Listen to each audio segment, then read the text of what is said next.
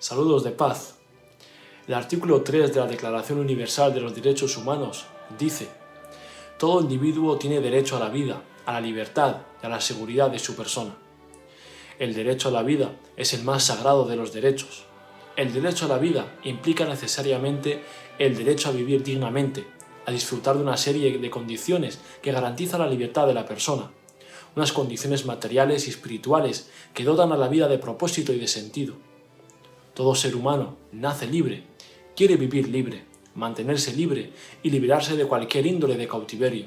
De hecho, lo contrario a la vida no es solo la muerte, sino también el cautiverio y la inseguridad. Para una vida digna hacen falta darse fundamentalmente dos condiciones básicas, sin las cuales no se puede vivir como humanos, a saber: 1. La alimentación. Una persona sin medios económicos, sin la garantía de alimentarse y subsistir, está condenado a la muerte biológica o social, política y moral. 2. La seguridad. Una vida amenazada permanentemente no es vida, por muchos medios económicos de los que se disponga. La inseguridad, el crimen y la falta de un Estado de Derecho, las personas no pueden vivir en paz y, por tanto, no pueden progresar ni mejorar ninguna condición. En ausencia de la seguridad, nadie es libre. El sustento y la seguridad son las bases para una vida individual y social, libre, digna y estable. Esto mismo lo encontramos en los textos revelados, en el Sagrado Corán. Dios dice en la Sura de Quraysh: por la alianza de Quraysh hicimos que sus caravanas en invierno al Yemen y en verano a Siria fueran respetadas. Que adoren, pues, al Señor de esta casa, la Kaaba, y le agradezcan por haberles proveído el sustento para que se pudieran saciar el hambre y haberles dado seguridad. Como podéis ver, los derechos humanos son interdependientes, están muy relacionados entre sí, hasta el punto de que o se respetan en su integralidad o no se podrán disfrutar, y por consiguiente se hace imposible vivir en libertad y seguridad. En nuestro mundo actual, a pesar de las convenciones internacionales de los derechos humanos y de todo el desarrollo legal al respecto, en muchas partes del mundo reina la violencia en todas sus manifestaciones. En algunas regiones del mundo, el derecho a la vida, la libertad y la seguridad no existe. Se condena a sus poblaciones al genocidio, a la limpieza étnica, al apartheid, al hostigamiento diario.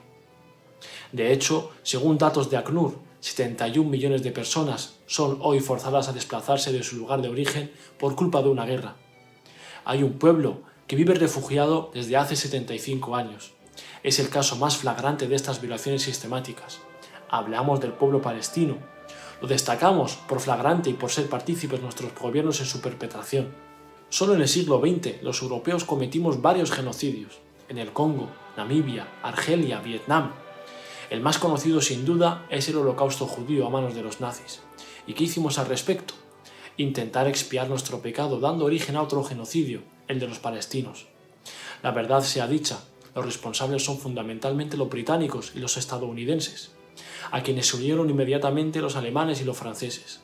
Los españoles y los latinoamericanos no nos hemos sumado hasta muy tarde, cuando nos integramos como peones del imperio capitalista estadounidense. No hay crimen que no se haya cometido y se sigue perpetrando contra los palestinos a manos de los sionistas.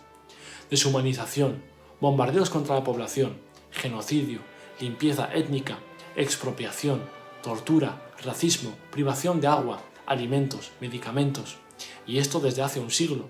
Y aunque parezca mentira, en pleno siglo XXI y en plena era de las redes sociales y las nuevas tecnologías, hay gobiernos y medios de comunicación que apoyan el genocidio que las víctimas transmiten en directo para la opinión pública mundial. No hay palabras para describir el genocidio y la actitud que mantiene el susodicho mundo libre al respecto. ¿Cómo puede haber paz si no se siembra la paz? ¿Cómo puede haber seguridad si se siembra empobrecimiento, odio y opresión? Es más, ¿de qué libertad hablamos? ¿Para qué necesita el ser humano ser libre? La libertad se ha convertido en un himno mágico indiscutible, pero que muchas veces esconde intenciones de dominio y esclavización. La libertad individual se ha convertido en la libertad de ser explotado. La realización personal esconde la reducción de la persona a la condición de consumista y de cliente. La libertad de empresa esconde la explotación y la esclavitud de miles de trabajadores, especialmente en el llamado tercer mundo. La libertad sexual esconde la explotación de millones de mujeres y niños reducidos a juguetes sexuales de usar y tirar. Las ideologías dominantes del último siglo nos vienen a hablar de una libertad de las bestias, la libertad de comer, beber y fornicar.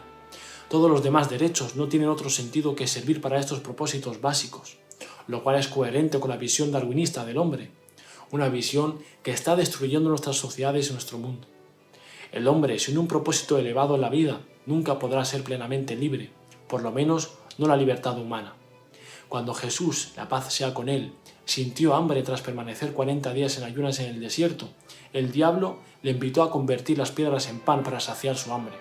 Le replicó al enemigo de la humanidad: está escrito, no solo de pan vive el hombre, sino de toda palabra que Dios dice.